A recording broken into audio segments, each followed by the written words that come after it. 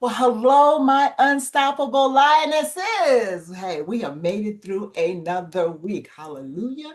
God is good. We are here and I've got a treat for you today. So last week you heard Sunitha and I talking about this phenomenal woman with such a spirit of excellence by the name of Dr. Pam Perry. And guess what? Dr. Pam Perry is here with us today. So y'all just don't know. Okay. I say this all the time. I'm always talking about how excited I am, but I'm beyond that today. I really, really am because she is such an incredible individual just as a human being. And then she is now my publicist. So, hey, so Hey. Dr. Pam, please tell my lionesses, what is a publicist? What is it that you do? Oh, thank you. Thank you. First of all, thank you, Dr. Colette. I have known you probably over a decade, maybe 15 years or Yes. so, back in the Yes. days when we didn't have all this beautiful background and we were on Blog Talk Radio, All right? Talk Radio. Yes, Blog ma'am. yeah. And we were on cutting edge back then, right? So now we're Yes. doing more things cutting edge. So Yes. basically a publicist is a person that promotes you. So a lot of people don't like networking or they don't like really promoting themselves. A lot of people are like, I like to just stay in the background. I just want to do the work. And that's fine. People should do the work, but then you also need to let other people know what you do so Mhm. that they can really partake of all of your greatness. So a publicist really puts you on in the media, whether that is broadcast or print, that could be newspapers or magazines or online. It can be podcasts, it can be Mhm. radio, it can be even like Times Square signs that are in New York. It could be newsletters that you sponsor. It can be a lot of different things. Wherever your audience is what a publicist will find the strategy for you to really get out there and get known. And so a lot of people that I work with are primarily nonfiction authors, and then authors are speakers. So you have to speak in order for your books to sell. So authors and speakers are really like the main thing that I've been doing since about 2000, so about 25 years under the umbrella of Ministry Marketing Solutions. Mm. So I started working with literary publishing houses. So it was Thomas Nelson, Zondervan, Moody, Harvest House, Harrison House, Destiny Image. So within those, I was working with pastors, whether it was Bishop Morton or T.D. Jakes or Creflo Dollar or Dr. Cindy Trim, who was with Faith Words, or I was working with different Valerie Burton, not necessarily a pastor, but she was an inspirational speaker, or Mhm. Michelle McKinney Hammond, who's not necessarily a pastor, but she's an inspirational speaker and Mhm. writer. So out of that, over the last couple of decades, that's really where I found a niche. And primarily the houses would hire me to do the launches of their books and primarily for the market that was the African American market. So I would Mm. reach out to a lot of churches, a lot of African American bookstores, old school way, and then obviously things changed like in the middle, like 2010, it became social media. So I had to become adept at digital marketing. So a publicist will have to know the different areas where your audience lives and then promote you in those areas. So I'm always going to be a big fan of the Black press, whether it's Black newspapers, Black radio. Those are obviously magazines. I have Speakers Magazine. It features African American speakers. So that's who I am. I've been doing this work for a long time. Even in college, when I think about it, I was on the Black Student Council, and I was with the radio station, and we had like the Black News Report. So it's always been in me. Maybe it's because I'm a child of the '60s. I don't know, but whatever it is, it's just like that's part of my calling, and that's what I really felt like. And so before I did Ministry Marketing Solutions, when I launched it, I worked for the Salvation Army, which a lot of people don't realize is a church.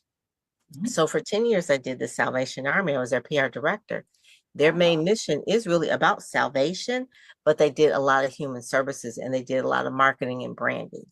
And so I learned about how they market and brand their ministry.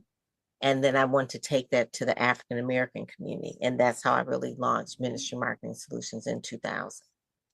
That's amazing. That really, really is. Just I want you to talk about Speak, Sell, Shine because it was such a transitional and a pivotal point in many of ours, like really all the cohorts that were there. I know for me and from my positioning, going from, that ministerial speaker, the motivational speaker, but also, the one that's really all about entrepreneurship and including your faith within your entrepreneurship and all of that, to go from that to learn how to monetize my message. It's like, Mhm. okay, I don't have a day job anymore. I gotta go make some money. Yes, And I yes. want to do it doing what I love doing, which is empowering others, empowering leaders, empowering women, especially to make sure that, they are understanding the greatness that's within them. So Speak, Sell, Shine was so transformational. That's the only word I really can come up with it because, between you and Ryan and all that you poured into us to help us to expand our vision, expand our territory. And oh Lord, when we walked into the Howard Theater and these huge posters of us, like, rising star speaker, Hmm. it's actually Hmm. on an easel in my foyer. Yes, So that's it. everybody that came over to my little birthday celebration, they were like, "Oh, can I get a picture with you on that?" And everything, because I love it. it is I a love a good prop. showstopper. It's a showstopper. Even walking through the airport with it, it was like, "Hey, you know, That's it. They say, "Are you a speaker?" Of course I am. I'm a speaker. You see it I on the am, side. That is it. I'm a I am, speaker. I So it am." speak. But how did you come up with that concept? Well, the main thing is that obviously Speakers Magazine is going on 10 years old. People didn't have a problem with speaking. I think they had the message, really knew what it is that they wanted to share. They were adept at sharing it on stages, on podcasts, and things like that, but they weren't getting in front of enough people. So that was speaking and shining. They have to shine their lights. So those were the two. But the part in the middle, sales part, was what I really felt that most of the people that I knew could do more, they weren't really trained on sales. And so Ryan and I partnered. Ryan was my client years ago, and we were going over his digital marketing, and he's a sales trainer. And I asked him, what was it that made him so successful? He speaks about 60 times a year, all the time. He doesn't, he Awesome. does it like just 60 times a year. He's always speaking, whether virtual or, in person. And he Mhm. says about sales. And when I tell you that he is so good at that and so natural. He's actually a PK too. His father is a preacher. He's a preacher's kid. And he said, his father And he's really wanted him to be. Caucasian. And it was Yes, like, yes, yes. so, and he's And tapped into this he's market. Caucasian. And his father wanted to be a preacher. He says, I don't really want to be a preacher. He says, but I really do think sales is serving, because if I have something that people want, it's up to me to really explain to them why they should have it. And that's the Mhm. same thing I feel, that the speaker and the author, they have something good, but no one is showing them how to really position themselves so that they can have the best value proposition to buy it, because they want that solution, but Mhm. no one's saying sell. And speak, sell, shine wasn't that, because they had the speaking, they had the shine, but they needed that sales part. And so the three of that came together. So what they really needed was that they needed the assets first. In order for me to position you, to put you out there into the limelight, into the major media, you need a speaker reel. The first thing they're going to ask is like, send me a clip of you speaking. Whatever, it's just a mess. They said they'll send me your headshot because they want to promote you on their flyer. So I need a really, really good headshot. They need a one sheet, and the one sheet involves the bio. It involves links where you've been in the other press and that kind of thing. So they need these type of assets, and then they need connections. So now I know my message. I have all the assets. Where do I go? Who do I tell my story to? So whether I tell it to a podcast or I tell it to AURN, American Urban Radio Network, or Sirius XM, or the Afro newspaper, or the Washington Informer, any of these other outlets, they are looking for your story, but you now have the confidence because I have the story, I have the assets, so there's no reason for them to say no.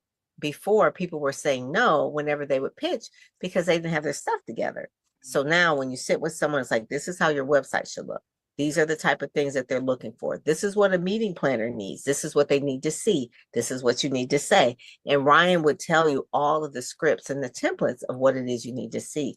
But it doesn't happen overnight. It's over time that they need these things. So I mentor everyone in Speak Sell Shine after they get their assets. Like, what kind of post training are they getting? Are they meeting with me? Because I think because most people don't like to really talk about themselves or promote or either know how PR works. I think by talking it out with me on a weekly basis or biweekly basis on what it is that you're doing, it becomes more natural because no one just really sits down with you and say, "Well, what's your marketing plan? What are you doing? Who are you pitching?"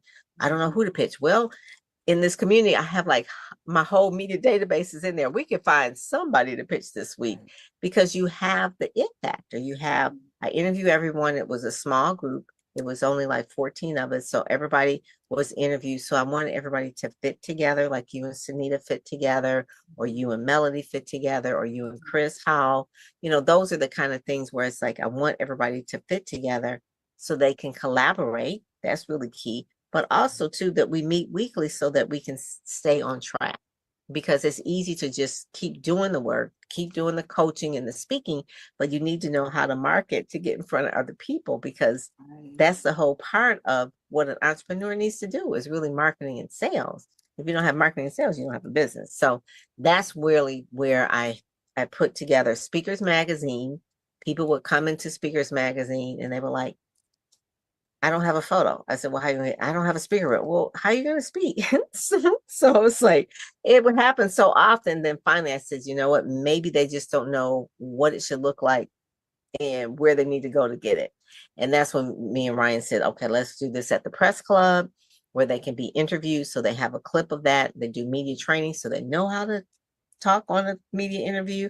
They have the Howard Theater so they can get the feeling of being on a big stage like the Howard Theater, have a photo shoot of all of those things, and you have hundreds of photos that will be there that you can use in all kind of different ways, and you get media exposure. You're going to be you're already on the homepage of speakersmagazine.com right now for the November issue. So you're already on the homepage for there, but you'll get more articles and more marketing materials to promote you. So it really was the best clients for me to promote are those that are prepared.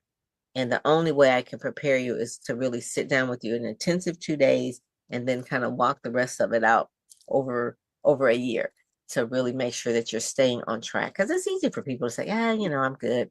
It's like, no, you need to launch the book or relaunch the book or collaborate on a webinar or get on Substack or clean up your social media.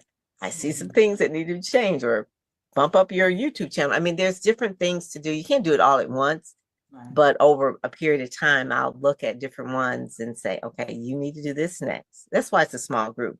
Or with this Dr. Reggie. Okay, so Dr. Reggie, that, for men, you need to really kind of like come out in June really, really strong. Or May is Mental Health Awareness Month. Or even like Dr. Teresa, October was or is Community Development Month. So just writing op-eds and letting them know, because PR and marketing is in my brain. So I'm going to run everything through that filter. You know what you know, but it's like, okay, well, how do we promote it? So what is it that we need to do for Dr. Colette? So if she's doing Unstoppable Lioness, and I think maybe you should meet with Dr. Rochelle. Dr. Rochelle has a group of women called Unstoppable.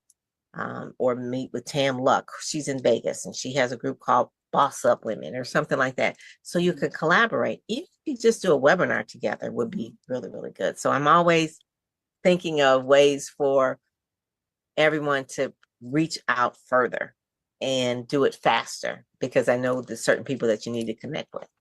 Yeah. I think it's very valuable to realize you only know what you know, and that limits you. And so, because I know in my instance, right? Like I do promo shots every year. You know what I'm saying? I had somebody supposedly put a speaker reel together. It was horrible. And it was just like, oh my That's why. God, That's what is one this? reason why I decided to do them, because I did say I paid. I said, "You paid someone for that?" I said, "Oh my goodness, it's just bad." And I know it was bad. It was like, and before I sent it to you, I was just like, it's really bad.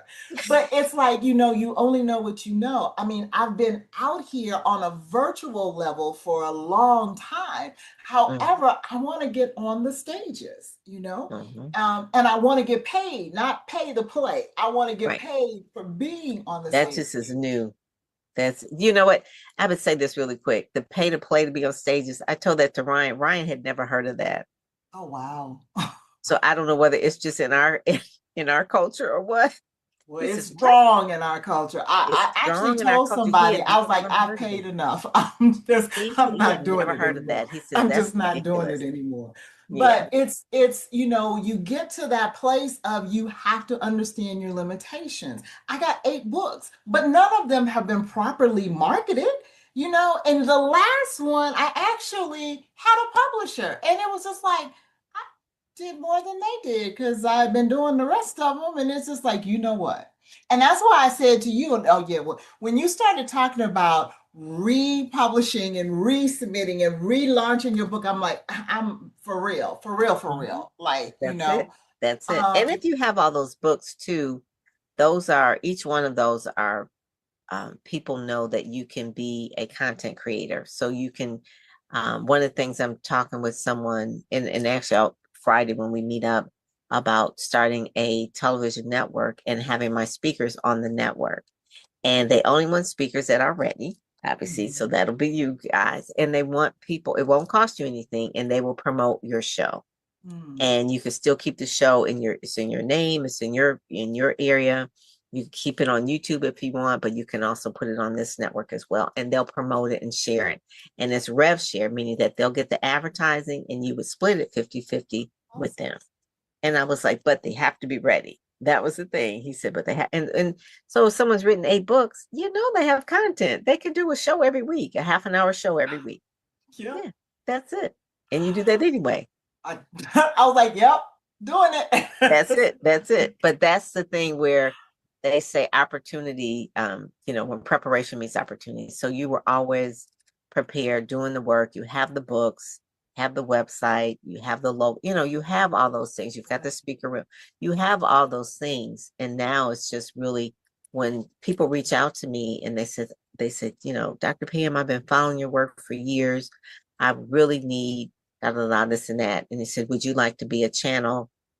Would you like to have your own channel on this network? And it was like, I've got nothing but speakers, but they don't want a ton of them. They just want really prepared speakers that will have shows and they'll drive the traffic to your show. I was like, oh, that's perfect. I was like, definitely for sure. So that's one of the things about really just being clear on your messaging and clear on who it is you're serving.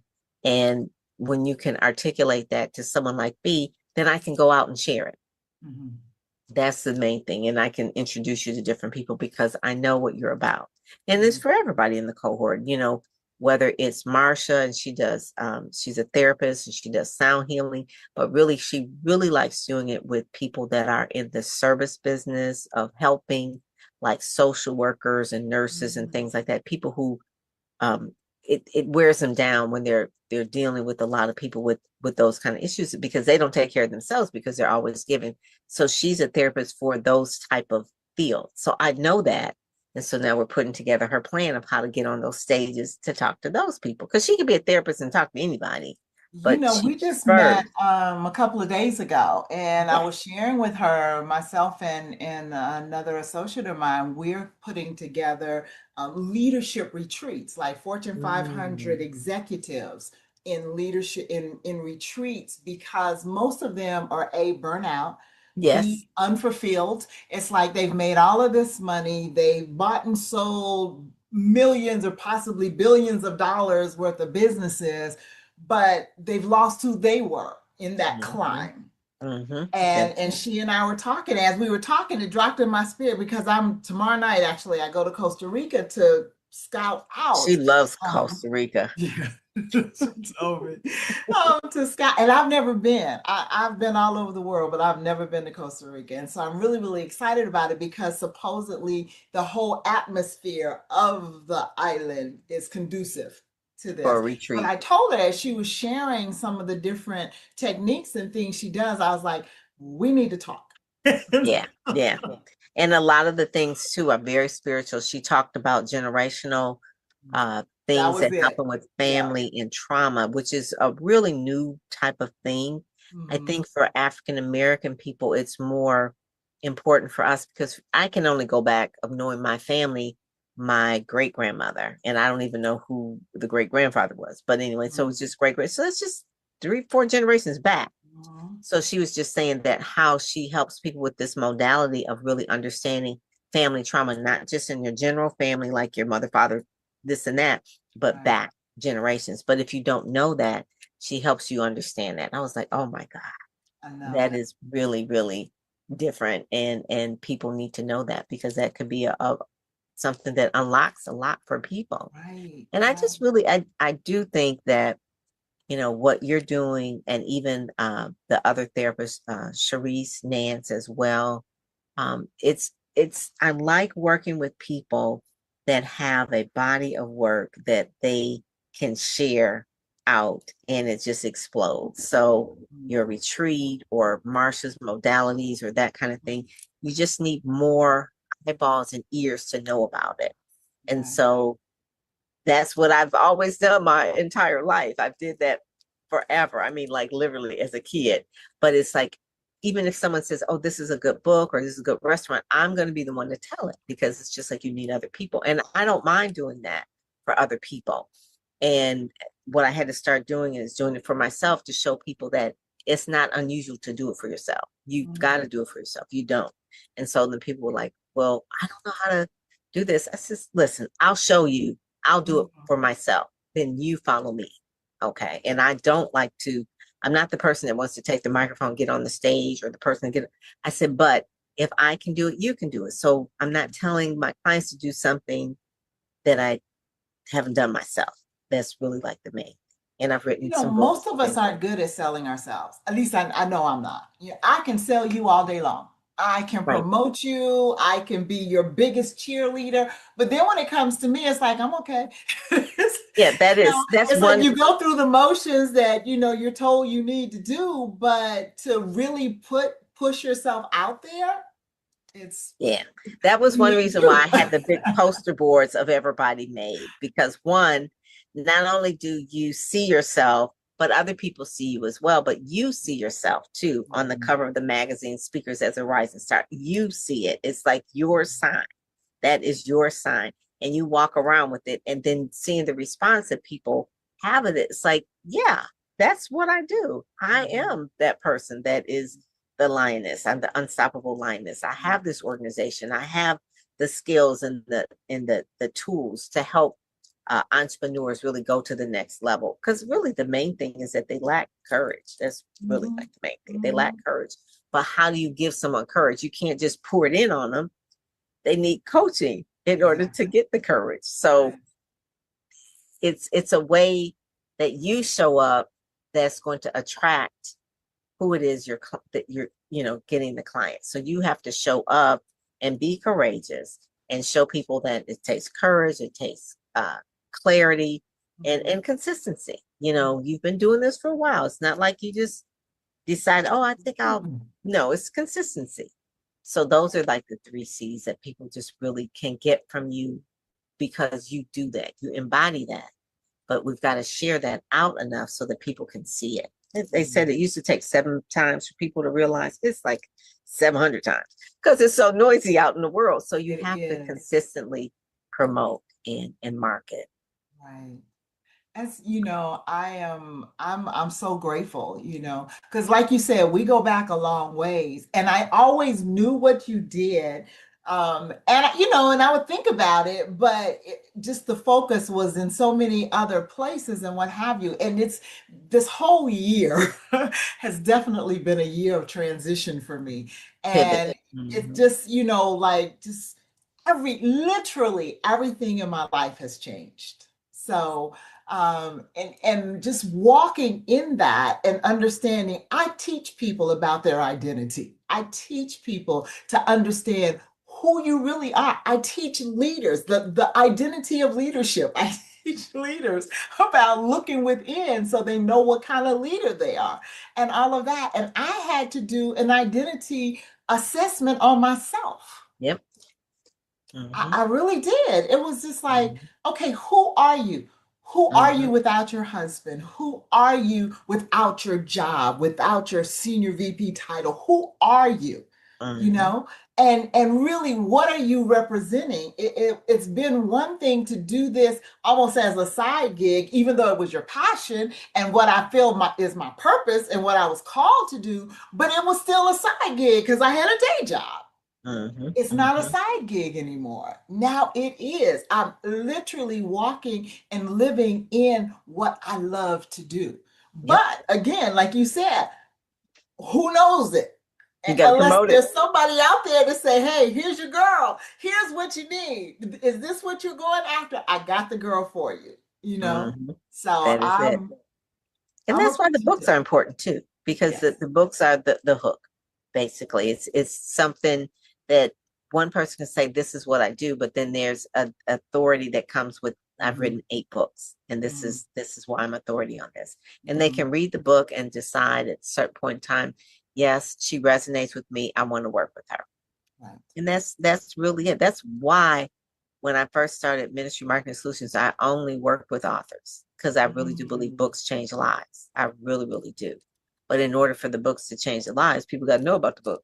So you got to promote the book, and even to promote the book, you got to speak on the book. So that's where it's all tied in together. Because I think for me, one of the reasons why I love books, obviously, books are a passion of mine because they changed my life. I mean, I can read so many different books over the years that have a book that is pivotal and like, oh my goodness, this book changed my life. I remember reading Dr. Stacia Pierce's book Mm-hmm. years ago. I just was waddling through a bookstore after church and I saw this book and I think it was called The Making of a New You or something like that. And I read that book and I flipped it over on the back and I was like, oh my gosh, she's in Michigan. Well, she was about 45 minutes from me, but I started going to her church from that book. And Oh, I wow. became part of her women's leadership team. And I went there for about 10 years, traveling one way to church every Sunday, which is really unusual because in Detroit we have all kind of mega churches, right? I That are can like only 5 minutes away. imagine. But we went to that church because I felt like it was something different there. And really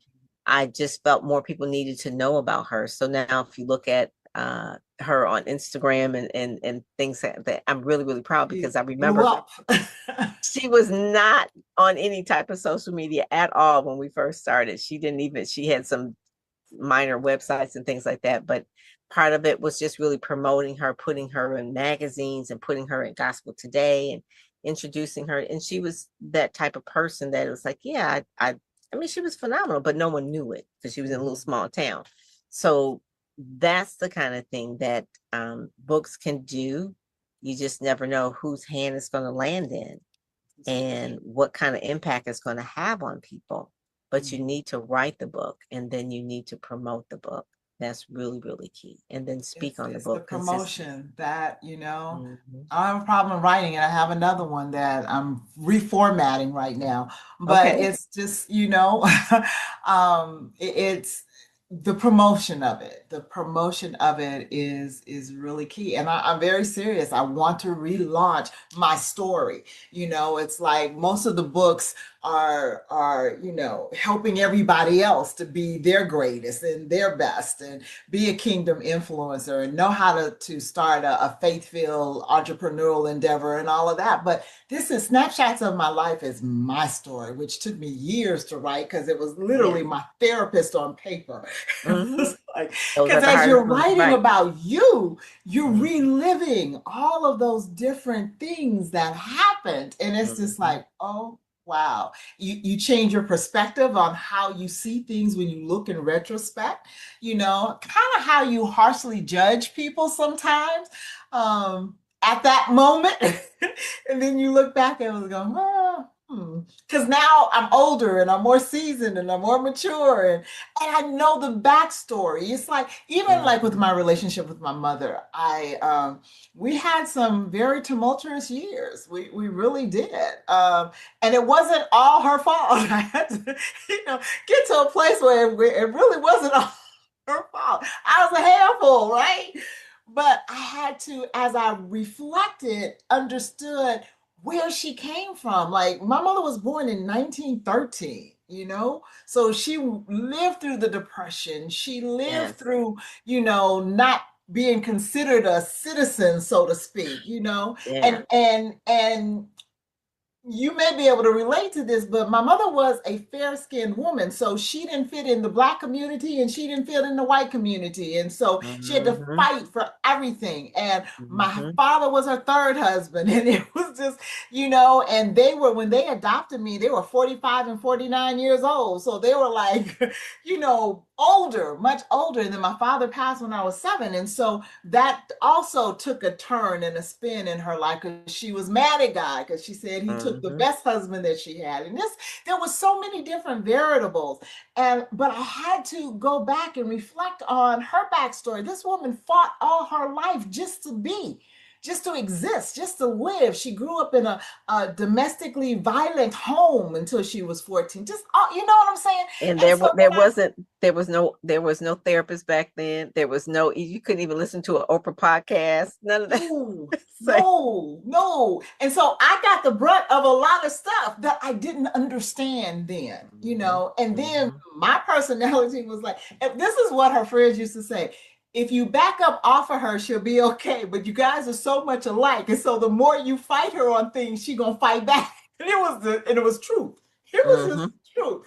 I Mhm. remember my first love that like I went through so much with because I was with him for 3.5 years. And for 3 of those 3.5 years, I was fighting her over being with him because she said she didn't want me with him. And I'm like, you're not going to pick and choose. It was just, and once she eased up, and I was like, okay, I'm so glad I won that one. That's what I thought, right? Yeah, I'm so right. glad I won that one. I can leave you alone now. It was just, That is it. That's it. It's like being that stubborn person. It's in a way, it's like you're finding your identity too when you are with someone that you think knows you and you want to tell them, no, you don't know me that well. I'm right. totally different. I'm gonna be totally, my daughter's like that. It's like I don't fight her anymore because she's trying to find her identity. It's like it's a big personality that she's living with me, and everybody says, "Oh, you look just like your mom," or "You just like your mom," and it's like that doesn't comfort her. It doesn't. Because I would Irritates her. tell people, I am nothing like her. I don't ever want to be like her. And then It's as I've gotten older, I'm like, I will just say like her, something. And as I say it, it's like, oh just my like my God, I mom. sound like my mother. Yes, that's it. That's it. We can't help but being influenced by them. You can't. And so it's like one of those things where you have to find your identity early and then just try to go outside of that and then you come back to yourself. But yeah, it's one of those things where, so much of our lives are really about who we're around, who we choose to be around. The books we read. I was an only child, so I read a lot of books, and that's why books were always my best friend. Mhm. Good thing I read good books because I was like reading just motivational books. I remember years ago, my pastor was next door, so he was going through getting his doctorate degree in theology. So he had a whole bunch of books. And so I would go over to his house, he lived next door, and I would just pull out all his books. They were psychology books. And I was young, I was probably a teenager, and I was reading all these like motivational psychology books at a young age. And Mhm. he was like, "You sure are reading a lot?" Because it was like, this was fun. I was like, this is really interesting to me how Mhm. people think and what is the causes and the effects of certain things. And back then, what your mother was going through was trauma, but they didn't label it trauma back They then. didn't. That Nope. they didn't. Nope. Now trauma is, I can't get a hamburger today. The trauma is so different than what real It trauma is. was that your It's mother and like my these mother last probably. generations, it's like y'all don't really know They trauma, I don't know promise you. trauma. They just say stuff is trauma. I was like, that's not trauma. Trauma is like really, like you said, the way they were treated in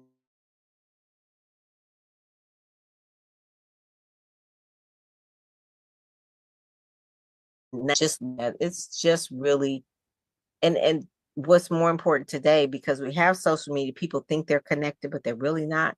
So community is really more important, to really talk to people, because we're at an age where we like talking to people, but the younger people feel isolated, even followers or friends. So that whole part of community is really important.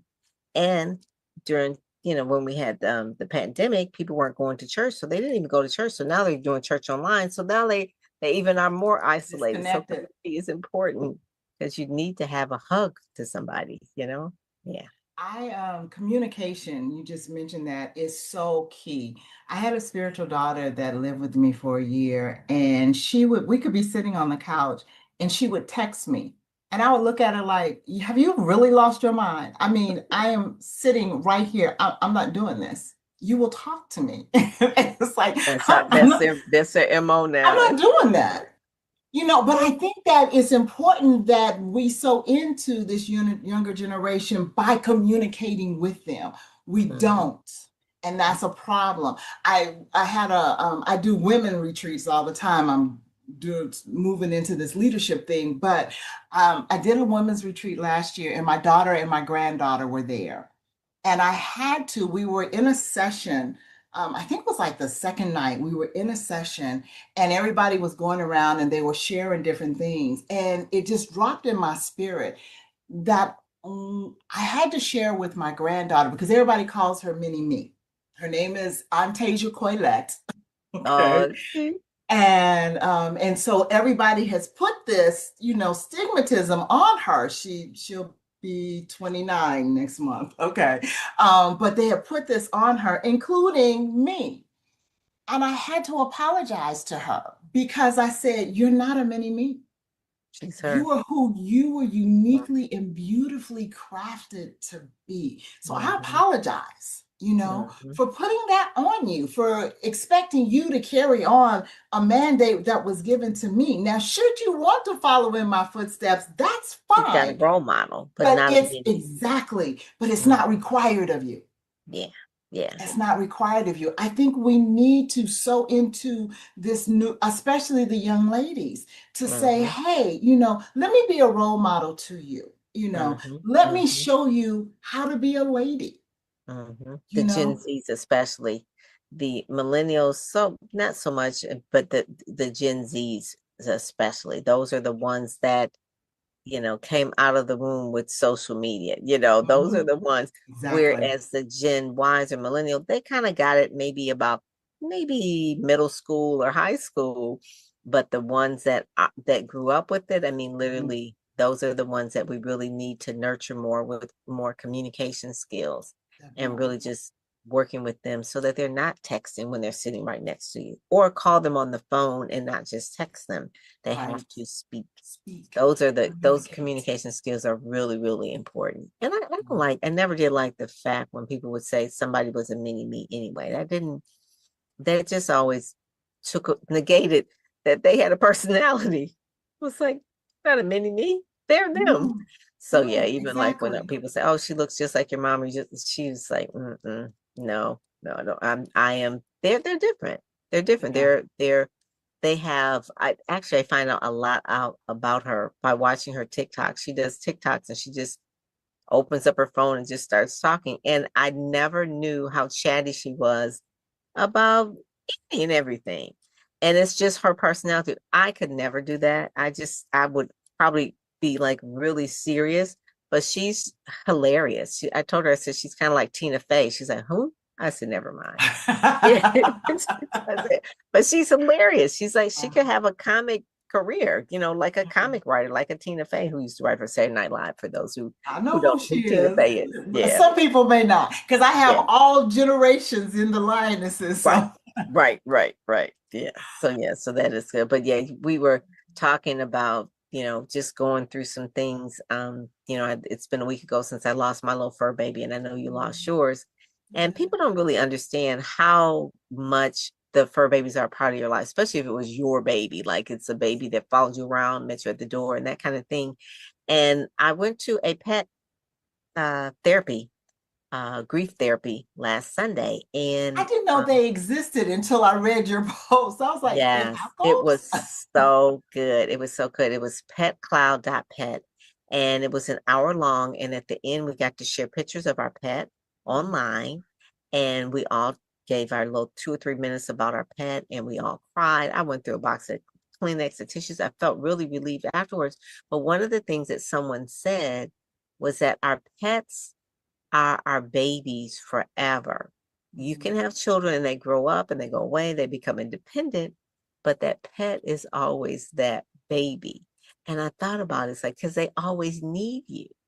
So Mhm. that's why you feel so lost when they're gone, because it was like they needed you and they need you for every single thing. And they were always there, not just unconditional love, but they were the baby. And I was thinking about it. I said, yep. I said, I have a baby and I have pictures of my daughter as a baby, but she's 29. So she ain't a baby. But the dog, I can have him when he was a puppy. And then when he's 14, he's still a baby because he needed me. And it was like, that was that kind of bond where you call it a fur baby for sure. It's not like they became independent. It's like, I'm gonna go live in another area now. No, they were always under your feet for the entire time. So She was even always during, my puppy. She was 12 and a yeah, half years old, but she was my yes, puppy. that's it. They never grow up. They never Not grow my up. dog, They're my always a puppy. baby. And so how I kind of got through that was a therapy group, but then also to friends and family and community is really important. And having community, you reached out and people who had fur babies who lost them, that just really has been heartwarming. And so I don't know what it's like to not have a community of friends. I talking with my cousin and we're just talking about the good times we had with the dog and how I took that dog everywhere. They said, you would take that dog grocery shopping. And he said, remember that time you tried to take him in Whole Foods and they wouldn't let you take him in Whole Foods and you were mad? I was like, Listen, I mine had know. her pillow on the chair on the seat in the car. We drove cross country together, just and she would just get in her little pillow and she was just her little Long as bed. they can see you, they're She was good. Long as they can fine. see you. It's like, long as I can see you, we're good, and I can hear you. So yeah, Yes. so it's just during those things, even when there were some things I had to do, I pushed through it because the purpose calls you to do it. And you know, it's it's different. People don't understand. Well, it was just a dog, but the dog was part of your family, it's part of your life, part of your routine, Yes. and it's someone that you cared for and they cared for you. You care for them, so it's really hard. But you still, it's harder, I think, because I work from home Mhm. and the dog was so part of that routine. Always there. So Yeah. so it's not like so every inch of this house reminds me of the dog. So Mhm. if I worked in an office, it wouldn't be so bad. I don't know. It might still be bad when I come home, but all during the day, you're just thinking about it. So anyone who's lost a pet, I give you a virtual hug because I understand it. It is We lost our babies a week apart. yeah. I And they lost look mine the alike day too. after my birthday, and it was just like, oh my God. And they I look was, alike too. Yeah, they were yes, like a they little. did. They looked alike. And you had a boy, I had a girl. They had some cute puppies. They had Yep, some really yep. cute puppies. Yep, they would have been so But cute. yeah, well, we are down to the last 2 minutes. So I would love for you to tell the lioness how they can get in touch with you, because I have authors and speakers and what have you that are a part of my Unstoppable Lioness group, the Yeah, Lioness well, Warrior Kingdom community. good. So Well, the main thing is I'd like them to go to speakersmagazine.com. If they go to Speakers Magazine, they'll see you on the homepage right now. So they can actually read the whole issue for free. They'll be able to that your videos will be in there as well. Speakersmagazine.com. They can go there, but right there on the tag, you can see pr.com. They can go there as well. And they can take the quiz and assessment. They can read the blog. They can listen to the podcast. They just have a good old time doing all kind of things at Pan Period PR. But definitely go to speakersmagazine.com. It just got up there today. So I'm so excited. It's awesome. almost November. So I was like, okay, it's there. So Aw. yes, yes. So Awesome, that would be awesome. good. Well, I would just thank you, first of all, for sharing your time with us. I know how busy you are, but thank you for coming on and sharing. It's really Um, been a blessing. And I think it'll help the ladies understand, you need somebody to help promote you and to put you out there where you are destined to be. So Dr. Pam Perry is your girl, okay? All right, that's it for this week. It has been really, really amazing. We will be with you next week again, Lord willing. Then the following week, we might have an encore edition because baby girl will be on a cruise ship. Hey. Oh, okay. That's fun. That is fun. Oh my goodness. I love I'm it. I so love it. looking forward to that. Seriously. All right, ladies, you be blessed. You know, an empowered woman empowers the world. So you go out and you be empowered. Love you much. Thank you, Dr. Pam. Thank you, Dr. Colette.